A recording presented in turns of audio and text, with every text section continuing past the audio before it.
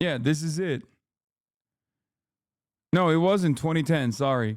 What socialism? Private sector still dominates Venezuelan economy despite Chavez crusade. It wasn't in 2002. It was fucking 2010.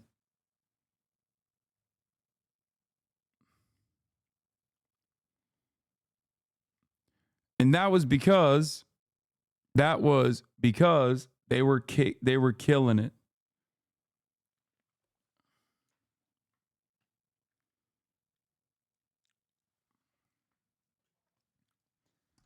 Fox News is from the Associated Press. It doesn't matter. The American press was writing about Venezuela as a fucking capitalist country. And there's truth to that, by the way.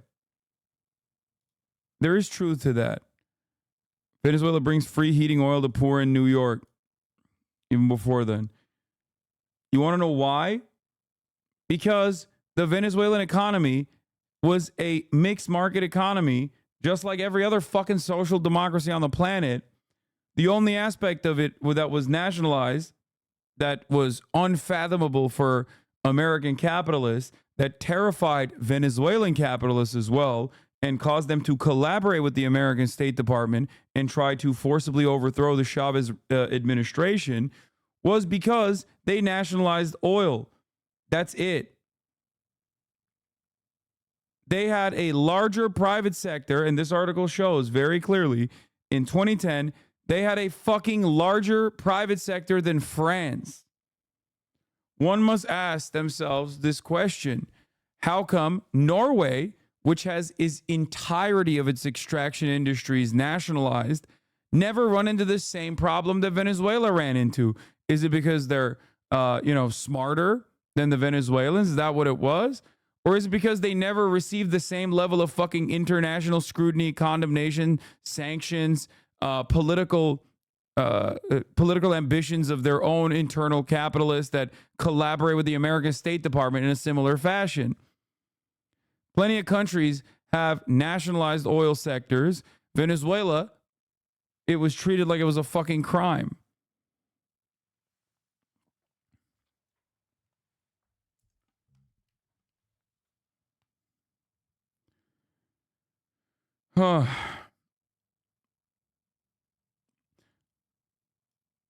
Look, while production has declined, the public sector has swelled from about 1.4 million workers in 1999 to about 2.4 in 2010. They don't have the capacity to manage any country, said Rafael Davila Guaricuco, a 34-year-old port crane operator. They're destroying everything. That's precisely the perception Chavez tries to fight in his speeches. The bourgeoisie is trying to convince Venezuelans that the path of socialism isn't viable, that all businesses in socialism go bust. It's the opposite, Chavez said. He pitches cut rate prices at subsidized state-run supermarkets like a salesman and touts a successful state-run dairy factory, cooking oil plant, and the nationalized telephone company. State-run markets are a part of Chavez's attempt to counter 31% inflation that has been battering the country alongside a recession that shrank the economy 5.8% in the first quarter. Venezuela is now the only South American country with a shrinking economy according to the latest figures available. Tensions are growing between Chavez and business leaders. What the fuck? Did they change this article? This article was like literally fucking talking about how sick Venezuela's economy is and how it's. Am I having a Berenstein Bears moment? They updated in 2014.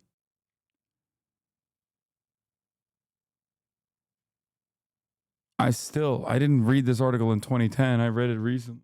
Not recently, but a couple years ago.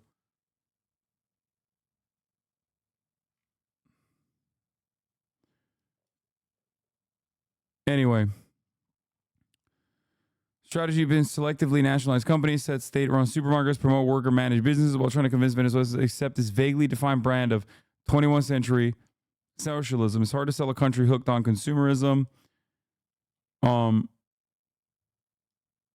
Oh, here, this is the one, yeah. Yet creating a socialist economy is one of Chavez's most elusive goals. A stark example of the disconnect between the president's rhetoric and the reality on the ground.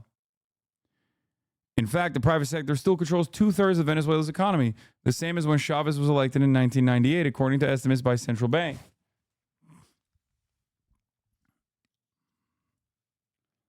Venezuela is socialist, but they persecute the Communist Party of Venezuela. No, dude, I'm not. They're not. I'm not saying that, and neither are they. Okay. The point is that much has been made about much criticism has been launched about socialism in Venezuela. Socialism in Venezuela is destroy the markets, is destroy the government, is destroy the country, and it objectively did not. Okay, and it was not a socialist country at all. It was barely even a transitional socialist state. Oh. They're not socialist.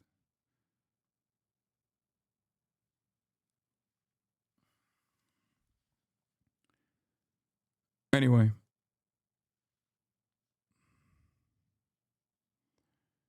The reasons are political and practical. Chavez knows most Venezuelans are recoil from the idea of Cuban-style state control, and his government is far from being capable of taking over and running a majority of the economy. Yeah.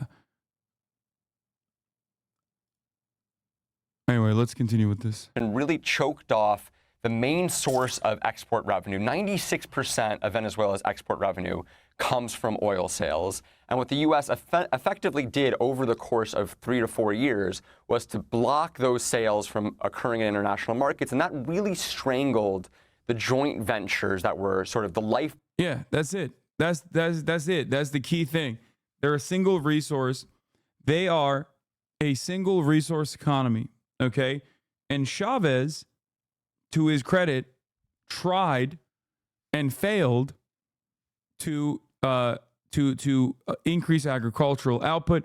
Now, if you notice, the reason why he was pushing for state-run grocery chains is because a lot of the supermarket chains in the country are owned by like a couple families who are all obviously right-wing psychopaths, right-wing capitalist psychopaths, who also happen to own all the fucking media companies.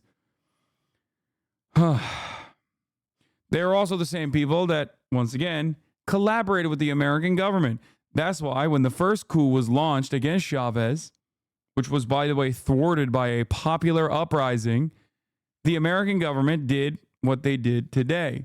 They immediately recognized the head of the Venezuelan Chamber of Commerce as the actual legal president of Venezuela. This did happen. I don't know why you're saying false. That is literally what happened. I don't know why you're acting like this is not a thing that happened. It's just regular American and Venezuelan history. Nothing I've said is contested. I don't know why you're saying it's false. Oh my God. Yes, diversifying failed because private businesses lobbied against the government's output. They did. Blood of the Venezuelan economy. This means sort of the oil deals that were worked out with U.S. producers, with the Venezuelans, that were providing them with the revenue that they needed to buy sort of imports from other countries. And when that happened, you saw the numbers are just staggering. 71% economic contraction in Venezuela, as you mentioned, 3 times as great as the U.S. Great Depression, and greater than any other peacetime economic collapse recorded in modern history, greater than many other economic collapses of countries at war, including Ukraine after the Russian invasion, or Iraq after the U.S. invasion in 2003. So this is a cataclysmic event, and economists go back and forth, and it seems clear to me from my reporting that I feel like a lot of leftists in America don't understand what to do after the revolution. Chavez's goal after winning was to reduce poverty, feed kids, give land to peasants. We did a lot of those things.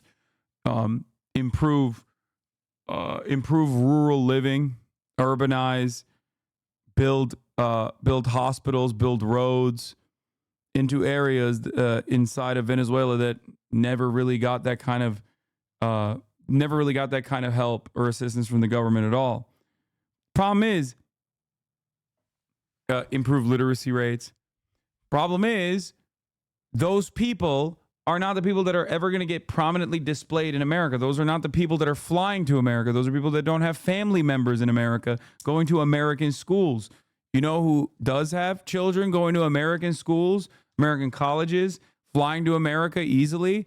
Motherfucking agricultural business giants and people that own the factories. Those are the voiceless people in every country that you never hear about. Okay? Now, this was before. I'm not talking about before. That was like, what I'm talking about is literally, 10 plus years ago. Maybe more than 10 years ago. Okay? Now, the people coming from Venezuela are everyone that is trying to not starve.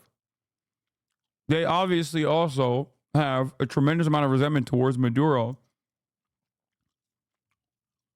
But yeah, ultimately, they tried to do a coup in 2002 where snipers killed 10 people during a shootout between the protesters and blamed them on Chavez. They kidnapped them until popular movement and the presidential guard put them back in power. That's what I'm talking about. That's where the American State Department immediately came out and said, we recognize the real leader of Venezuela as the head of the Venezuelan Chamber of Commerce. Come on, dude. Economic collapse in Venezuela predates U.S. sanctions.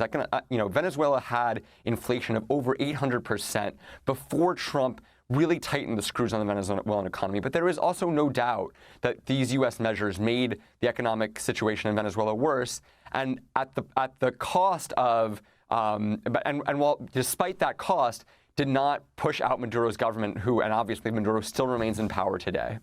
So can you say, Jeff, this is Venezuela's case, but also elsewhere, how effective have U.S. economic sanctions been? There was a time, which you point out in the piece, with apartheid South Africa. Sanctions helped bring down and apartheid. Also in Serbia, the demise of Milosevic's... Sanctions didn't start with Trump, but with Obama? No, even before then. I think there were some sanctions before Obama as well. But no, Obama kickstarted the sanctions. Donald Trump increased it by really fucking high margins in an effort to literally destroy the Venezuelan economy, destroy Venezuelan existence. Regime also through sanctions or partially through sanctions. But what about now? Now, I think it's really hard to say. Academic attempts. Why don't other Western nations just ignore the U.S. sanctions and trade anyway? I don't know.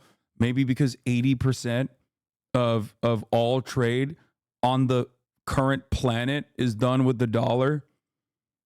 A process like SWIFT runs the fucking world.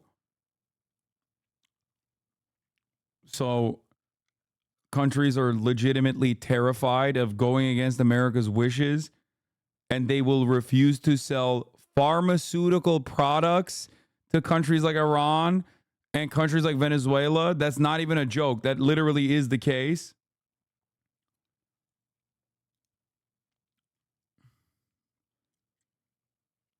Hasan, the number is 45%. I thought it was higher. I guess I'm wrong.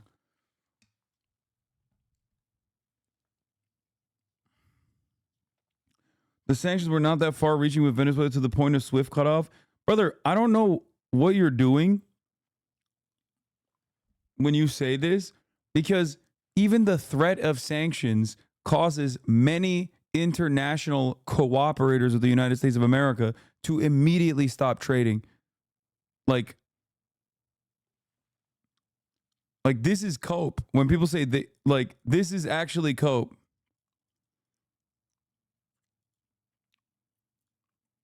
When people say, oh, dude, you don't understand, they weren't that far reaching. Here's a common trope. American State Department enjoyers will also always love to say, not saying that Cloud District enjoyer is one of them, but they will also always say, what do you mean? These sanctions are not far reaching. I'm sorry. We just sanctioned Maduro and a bunch of other people in his administration. It's not like we sanctioned the entire government. It's not like we sanctioned the entire country. Okay? That's a classic fucking lie that people love saying. Well, they'll be like, excuse me, the sanctions are actually on individuals. It has nothing to do with the economy. The economy just kind of did that on its own. It just imploded on its own completely. It's worse than the Great Depression, dude. Come on. attempts to sort of isolate the effects of sanctions and whether they have worked or not are very hard to quantify.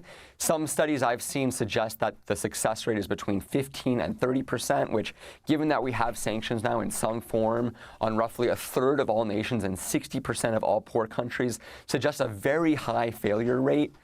We look in the piece at Cuba, Iran, Zimbabwe, Venezuela, Afghanistan, Syria. These are tens of millions, if not hundreds of millions of people who are being affected in some form by U.S. sanctions, where the regimes that the U.S. are intending to target have not changed hands, have not surrendered their hold on power. And maybe, the U.S. will say that these sanctions are still better than not having any measures because they deprive these regimes of funds at their disposal that they can use for, what the U.S. would say are pernicious activities that the U.S. does not want to see. But at the same time, in terms of actually leading to changes of regime, we don't really see that very much. And many critics will argue that, in fact, sanctions... Yeah, it just causes the fucking leadership to harden its stances and become increasingly more brutal for understandable reasons. There is no direct analog for the United States of America, so I can't even explain it to Americans because you will never understand it until you live in a country that is impacted by Western decisions. I say this as a Turkish person, okay? I know what it's like when your nation has to do austerity because the IMF told you so.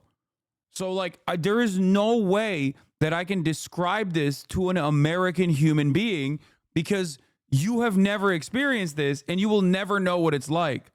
It's impossible. That's why every, role reversal type situation has to be basically an outside power, like a fucking alien coming down with magical laser beams and dominating America for Americans to be able to fucking comprehend it. They just don't know. You will never know. Okay. You will never know the way that the rest of the planet exists under America and the Western banking system's fucking watchful eye and oppressive thumb. You just won't know. There's no way that I can get you to understand that.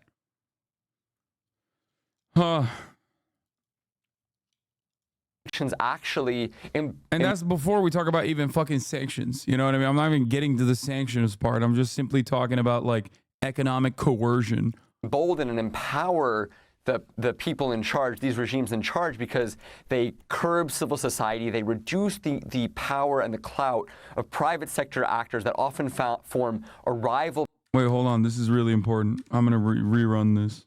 Changes of regime. We don't really see that very much. And many critics will argue that, in fact, sanctions actually embolden and empower the people in charge, these regimes in charge, because they curb civil society, they reduce the power and the clout of private sector actors that often form a rival power base to the sanctioned authority, these regimes in charge. And so in case after case, we see very legitimate, it seems, criticisms of these sanctions regimes. And what about Iran, to say the least, very much in the news today?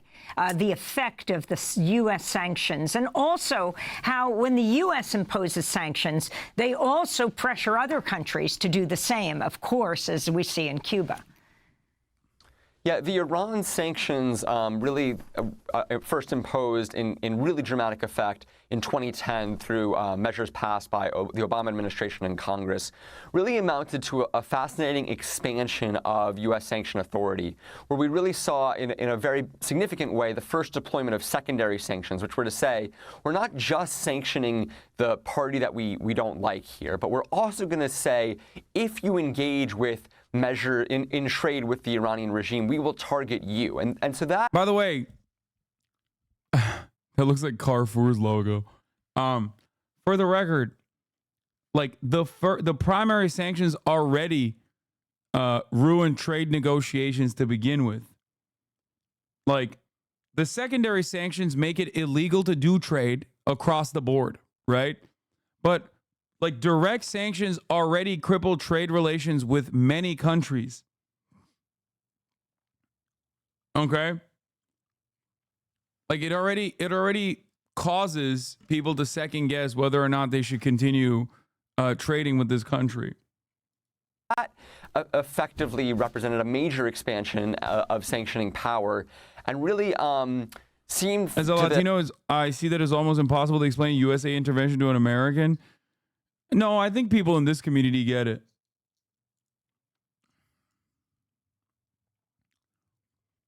It also goes beyond that. Yeah, we're like literally intercepting export ships and shit. Like, remember when everyone freaked out over the fucking Houthis, the Ansar Allah administration being like, yeah, if you're trying to do trade with Israel, like, we will take your ship. And everyone was like, what the fuck? That's terrorism. What the fuck? That's piracy. It's like, dude, America does that as well. What are you talking about? When we do it, it's like, it's a given. Half the time, we don't even have to do it. Because when we just say no more trade, that's it. It stops.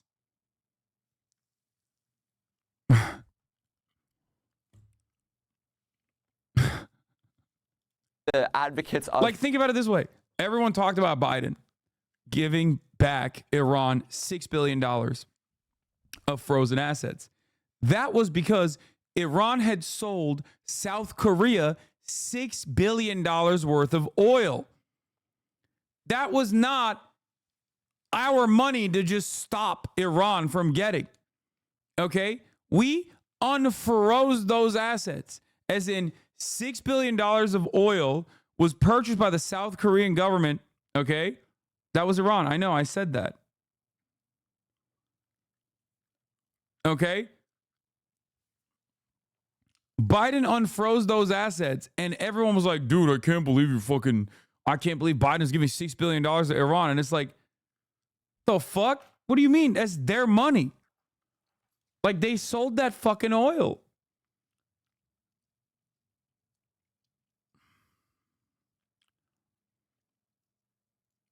But the U.S. doesn't blow up cargo ships to remotely operated drones like you blow us up at the top of every hour? Fuck you. Oh my God.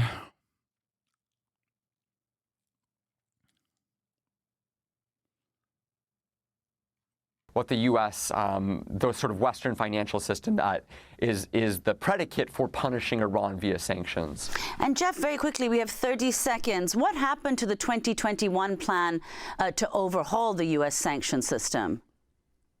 Yeah, we exclusively report in our story that a group of Treasury staffers had a draft of a report far more extensive than what they ultimately released. They had dozens of recommendations, including measures really meant to check. In the next week, if Maduro does not show data polling station by station, I don't know if even the progressive president can hold out like they did today. The State Department and opposition will sponsor violence in the streets until enough chaos to force Maduro out if the military, which high ranks are loyal to him and extremely corrupt, cave. That's why I said, though, that, like, I don't know. If America had not fucking come out like this, that's not just Cuba. You explain the history of South America minus CIA supporting cartels. Yes. The progressive president is referring to Lula, Petro, and AMLO. Yeah. The rise of U.S. sanctions, particularly a sort of central coordinator. Right now, it's a little bureaucratic, but there are sort of many parts of the government that sort of throw out sanctions ideas. They get rolled together in State Department and Treasury Department sanctions and push forward. And there's really no one body that sort of is evaluating whether these sanctions are operating in the context of an overall broader sanction strategy. And Treasury staffers drew up a plan to say, like, let's put that in place.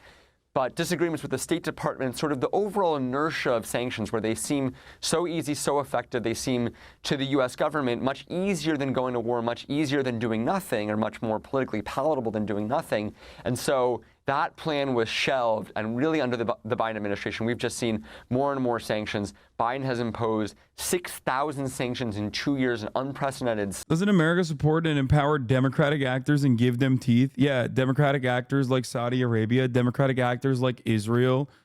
What fucking democratic actors? No, there's no democratic actors that we're giving teeth to, okay?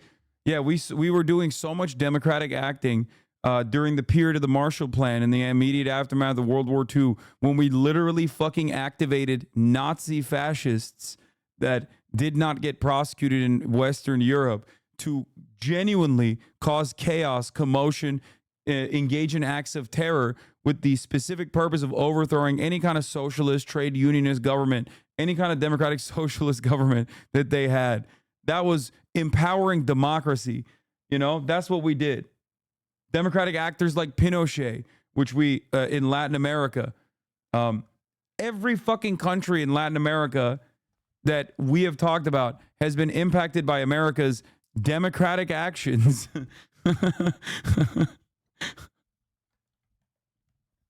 It's crazy.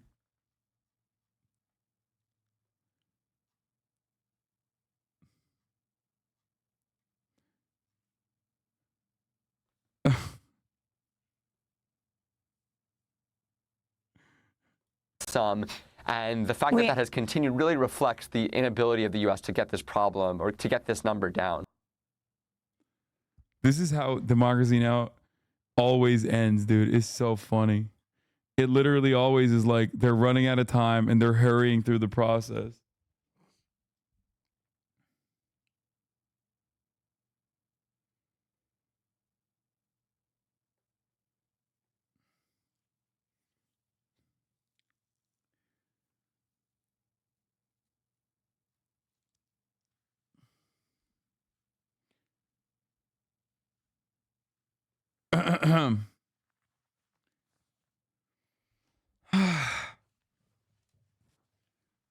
Anyway,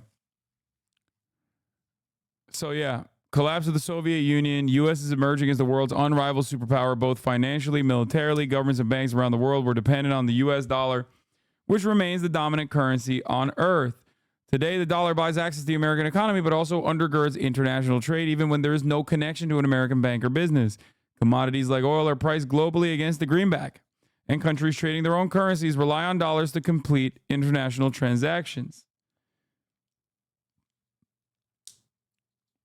Okay?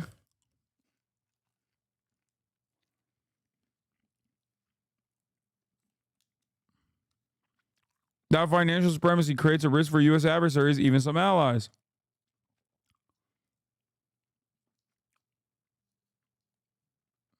What? Wait, so just to be clear, the reason that Cuba suffers economically is because of the U.S. trade embargo and not actually from communism, as the State Department has indoctrinated Americans, right? Yes.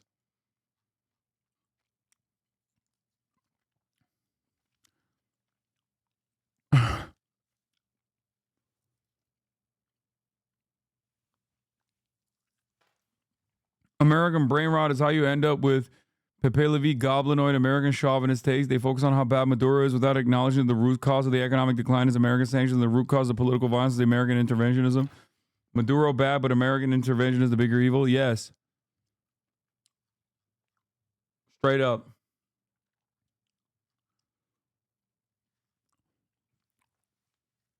I'm not a fucking Maduro head, even though he loves Steven Seagal and hangs out with Recep Tayyip Erdogan and shit.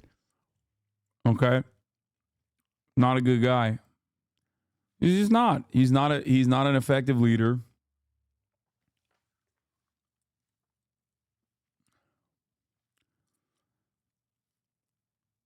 Anyway. Sanctions are the gate. Treasury officials can impose sanctions on any foreign person, firm, or government they deem to be a threat to the U.S. economy, foreign policy, or national security. There is no requirement to accuse, much less convict, anyone of a specific crime, but the move makes it a crime to transact with the sanctioned party. Coming under U.S. sanctions amounts to an indefinite ban for much of the global economy. Okay? The system builds slowly. Initial targets, in addition to communist Cuba, were drug cartels in places like Mexico and Colombia and rogue regimes like Libya. Rogue regimes like Libya. As recently as the 1990s, Treasury Department's Office of Foreign Assets Control was responsible for implementing just a handful of sanctions programs. Its staff fit comfortably in a single conference room. One of his major responsibilities was blocking American sales of Cuban cigars. All that changed after the terrorist attack on 9/11. Osama bin Laden might have been the most successful terrorist of all time, because I think 9/11 genuinely 9/11 I think legitimately kickstarted the last era of American empire. Like, it was obviously self-inflicted, but like, we just went into overdrive we started firing on all cylinders, both domestically and with respect to our foreign policy. We just became this like belligerent. We were already an evil, belligerent force around the planet, but it straight up just, it set into motion actions that would inevitably lead to the death of American empire. Yeah, like a spark on a powder keg.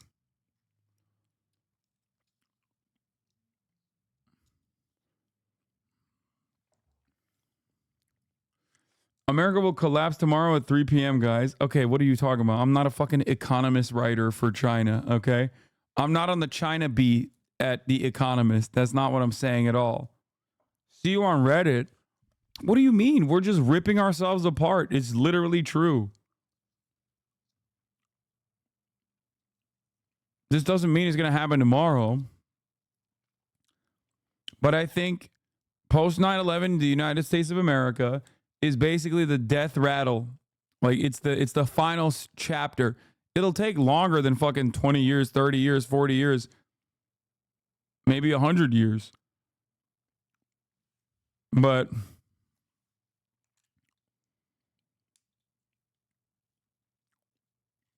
anyway, let's continue.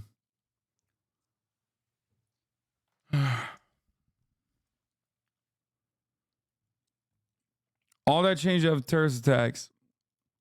Congress enacted legislation to compel financial institutions to maintain records of consumer transactions, hand them over to law enforcement. Suddenly, U.S. officials had volumes of information on the world's banking customers, just as the rise of digital banking gave new insights into the worldwide flow of money. As the Treasury Department became a key player in the global war on terrorism, U.S. policymakers began to understand the power of nations' financial hegemony. Experts urged a more sophisticated approach than the blunt embargo used in Iraq. I think this might have played a role in like the CIA becoming shittier in general. Like, back then, it was way more hands-on. They would just fucking send dudes with guns. They would send like Green Berets to train the most violent rapists that they could find in the country, all of which are fascist. And then they'd be like, go rape some nuns, please. Here are some American weapons. Go rape some nuns and, you know, go do your damn thing. That's usually how it worked, at least in Latin America. Then they were like, oh shit, we could just crunch some numbers and just cripple entire economies. You know? We would do death squad shit. We get some drugs, and then we would ship those drugs back into the United States of America, flood them into black and brown neighborhoods, do a war on drugs, you know, the cool stuff, so that we can have our own domestic colonies inside of the imperial core. Since, after all, according to the 13th Amendment, slavery is legal. Literally is, as long as it's within the prison system. And then the CIA started quiet quitting. Yeah. The CIA pulled off 9/11 and we're like, we did the best thing we could have done. That's it. They were like, this is the greatest work that I've ever pulled off. Oh my God, we're invading Iraq. What else can we do? Yeah. My magnum opus. Can't top that. Gotta retire when you're on top. And then they fucking started quiet quitting after that.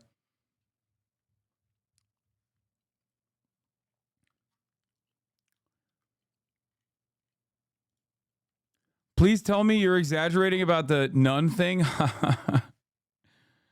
Oh.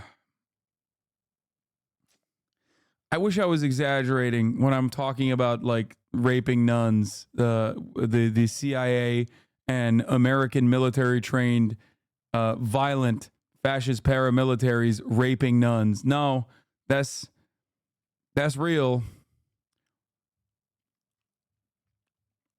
Anyway. Yeah. Ask Ana Navarro's dad. Which is crazy. Like, that's how fucking nasty we are as a nation. That you can have like a prominent former Republican, now never Trumper, commentator post on the timeline that her father was a fucking nun raper terrorist, okay? Or at the very least was connected to them. Like, it's not a joke. Like, she literally said that.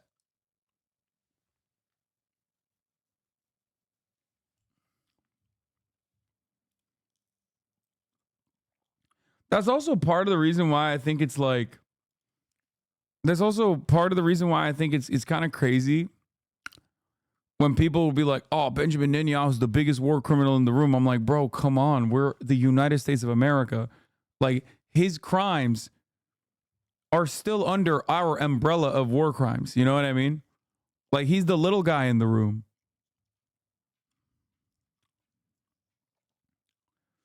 They also would spike babies with bayonets. That's also true. They would literally chuck babies up in the air and spike it. Spike the baby with a bayonet.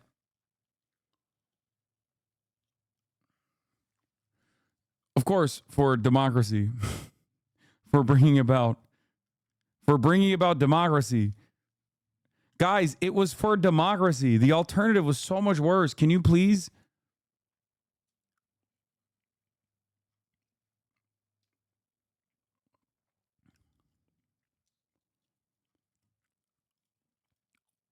The alternative would be much, much worse, okay? Oh, God, I can't even imagine.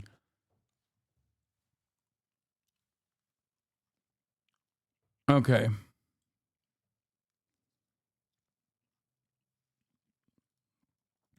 Experts urge a more sophisticated approach in the blunt embargo used in Iraq. Smart sanctions, these advocates hoped, would be more precise, applying maximum pressure by cutting off malicious actors.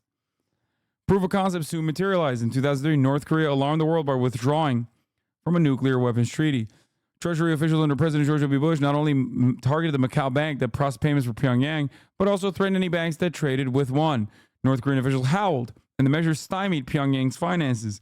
The episode was a revelation for Treasury staffers. America appeared to have cowed a foe halfway around the world without firing a single bullet or spending a single penny. It was a pivotal moment, said Kristen Patel, who served in senior roles of the Treasury Department's Financial Crimes Enforcement Network from 2015 to 2017, and now teaches sanctions policy and illicit finance at Syracuse University. Treasury got the go-ahead to start pounding things with his hammer.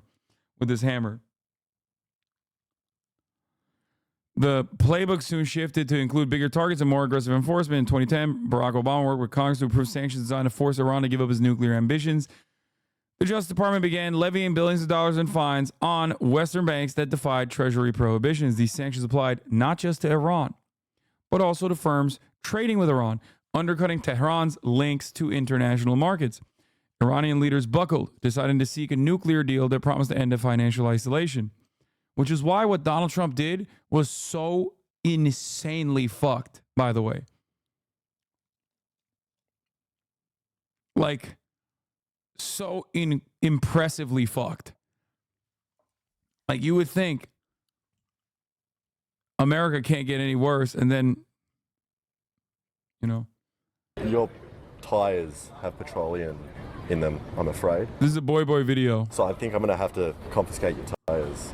他们要拿走我的胎，说里面有 petroleum， 我就奇怪了很久，所以我现在在等我回家。 This shows the far-reaching consequences of sanctions and how fucking it's not just marginal and irrelevant. I gotta pee.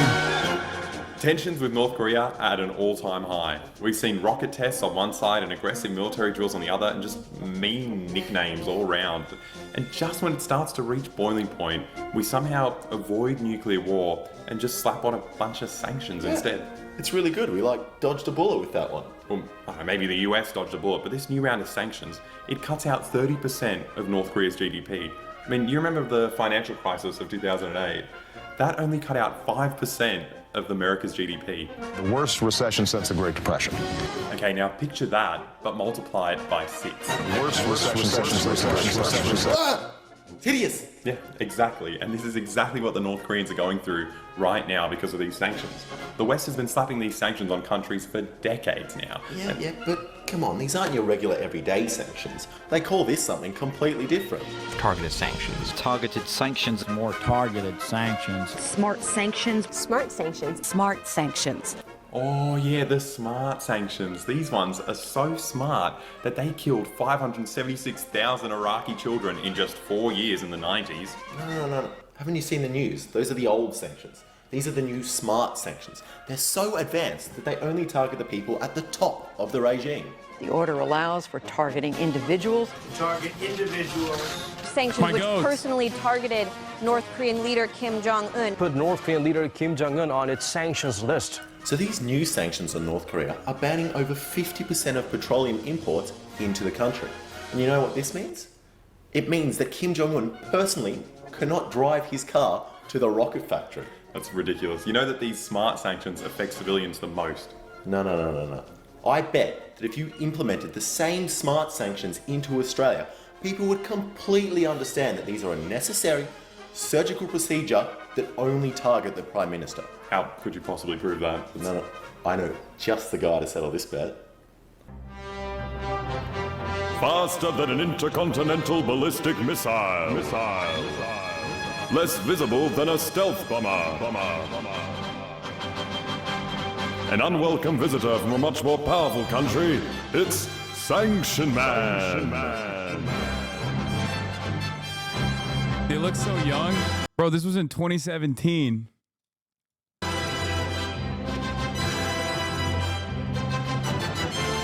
Look, immediately, bro. Kim executed teens recently for consuming South Korean media. We're literally talking about America's sanctions actually being responsible for the death and destruction of an endless number of teenagers in North Korea. And you over here are like, well, dude, Kim is executing teens in North Korea for consuming South Korean media. It's like, brother, do you not hear what's going on?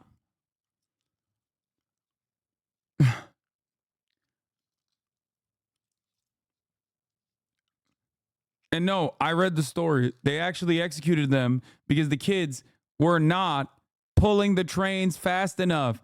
And one of them reportedly did not share, in a communist way, his rat to eat with his fellow comrades. That's why they executed the kids.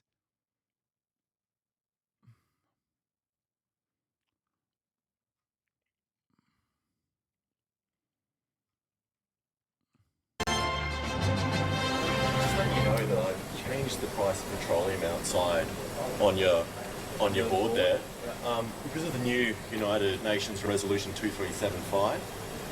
I just want to let you know I'm going to be back tomorrow with some more nines to put on the sign to change the price. Price? Well, the price at the moment is $911 per litre. There's a new sanction on petroleum which is changing the way buses run. So we're only running buses that are going predominantly downhill. Serious? Yeah, serious. Is it going uphill or is it going downhill? It's going up like that fast. Okay. I think that one is cancelled as well. Is it? This is the kind of sarcasm that gets you in trouble on Bilibili. Okay, well, I don't know what else you want me to do. Maybe I should wear like I should wear Maoist garb. Yeah. So no buses are getting cancelled today? Not if they're going uphill. Is any buses going to Surrey Hills? I'm not sure. Yeah. Surrey Hills uphill or downhill? Do North Koreans even drive? How does this affect them? Yes, dude. What? Yes, North Koreans drive.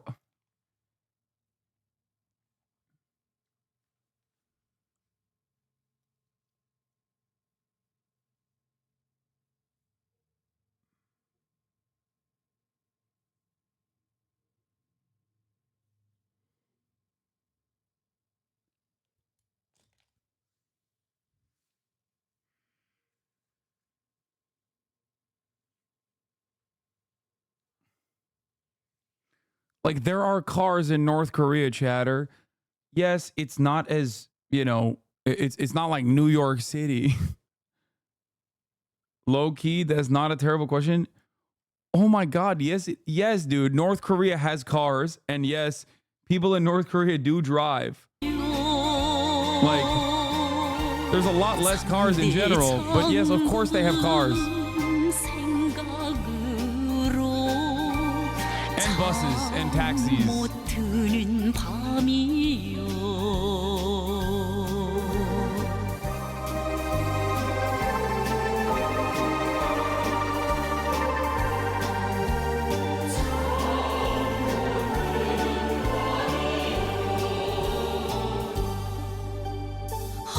It's crazy because they actually hired all those people. This was 8 years ago. Dude, the thing is, North Korea used to be fucked after the collapse of the USSR. Like, fucked, okay? Massive famine. Did America do anything about it? Fuck no. They were like, yeah, let them die. Who cares? But since then, they've, all things considered, they've been able to dramatically recover from those circumstances. So a lot of people operate on the conditions that like North Korea looked like in the early 90s or maybe even in the early 2000s. But since then, obviously, there has been a economic recovery.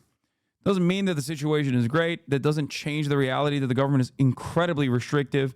Partially, it is because of the consequence of crippling international sanctions, lack of international access in general, and this you know leads, I think, the paranoid leadership to be even more despotic. But no, they're not fucking Amish. No, the reason why I'm not saying that the Korean War is because post-Korean War, North Korea's recovery, all things considered, was pretty solid. They were in a better circumstance even after America destroyed pretty much every fucking city. They were still in a better situation due to, one, the relief efforts that we're getting from the USSR and the trade that they were engaging in with the USSR. And they were actually better off than even South Korea for quite a while. When people think about North Korea, they think about like post-collapse of the USSR North Korea.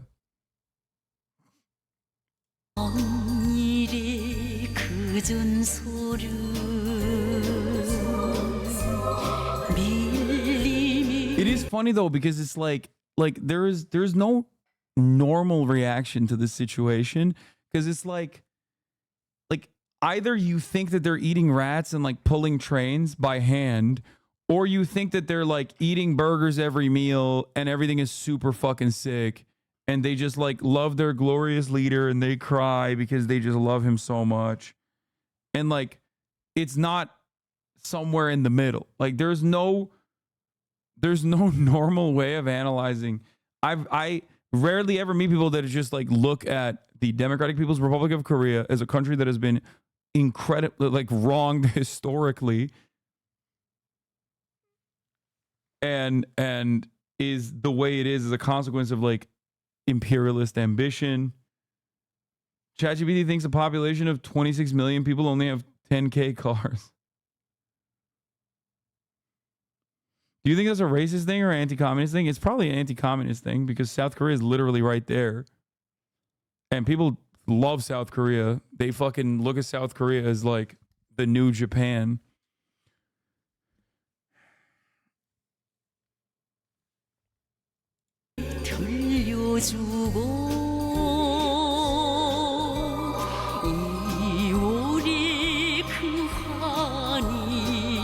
Wouldn't Iran be like a good analogous situation, just a less developed, more isolated version? Not that West always understand Iran, but yeah, what do you mean? I mean, dude, are you kidding me? Iran is also Muslim. They literally think Iranians live in mud huts. Like the average American probably would be shocked at seeing how fucking developed Iran is. they like there are people in Iran right now watching me, okay?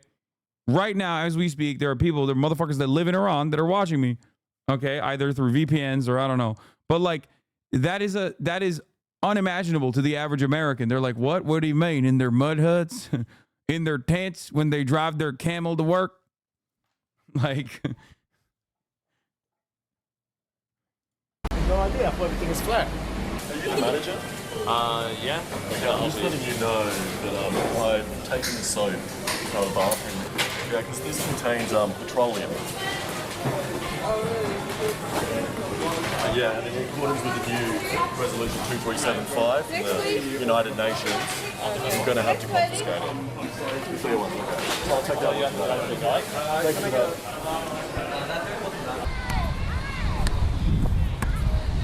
Excuse me, could I see the ball? We just had some, I think, because I'm just with the United Nations, and we're taking a look at balls that contain petroleum in regards to the new sanctions, so I think I'm going to have to take this ball. Ouch. Yeah, no, I'm sorry about that. Yeah, I'm sorry, I just have to take it, I'm sorry. No, excuse me. Are you... Anyway, that's the point, is that like the notion that sanctions do not have like massive consequences on the entire population and only harm... Wait, where the fuck did the article go? Shit. Did I accidentally turn off the article? God damn it.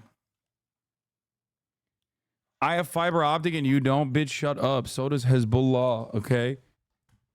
So does Hezbollah. They have fiber optic. I don't. I fucking hate it. I mean, that's one Hassan at least that has fiber optic. You know what I mean?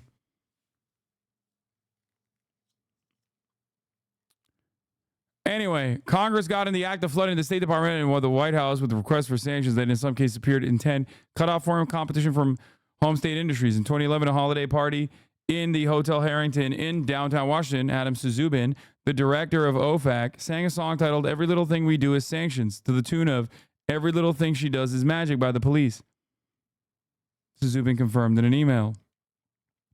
Some experts saw the surge as spiraling out of control. Those experts were pussies. It was good, actually, bitch. That's what I said to those experts. Pah. Smart sanctions were made to be a buffet of choice where you fit the particular imposed sanction of the offense and vulnerability of the country, said George Lopez. Instead, policymakers walked in the buffet and said, I'm going to pile everything onto my plate. 2014, Russia's illegal annexation of Crimea from Ukraine presented Treasury with a huge challenge. Countries like North Korea and Iran were viewed as serious national security threats, but nobody believed they were integral to global finance.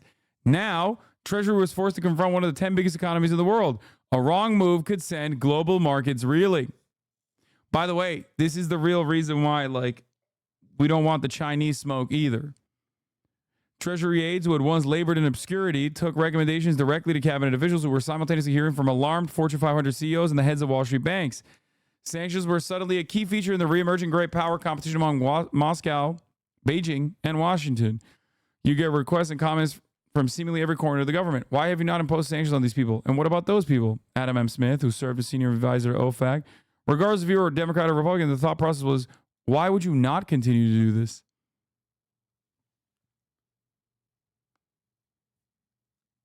But government officials began to notice problems with the Treasury's new regime. Sanctions on Russia targeting allies of President Vladimir Putin and state banks had no effect on the control of Crimea. European leaders grew angry over fines levied on their banks. Wall Street power brokers started to grumble about the cost of complying with the dizzying new instructions. The number of sanctioned entities appeared to be growing too fast for OFAC to keep up.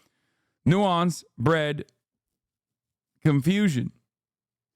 Requests for clarification poured in, and the number of lawsuits against the agency tripled. Turnover intensified. Yeah, by the way, this is like straight bully shit, because like another part of it, as the chatter also mentioned, the best part of sanctions is you can steal the money too, which is like insane. You can freeze the assets, or maybe in the nuclear option, you can literally take the assets, which is what we're now choosing to do with the Russian sanctions as well. With like, in the situation with Russia, yeah, they kind of do deserve a little bit of that smoke, okay? They're doing something really fucked up, and they're just not stopping.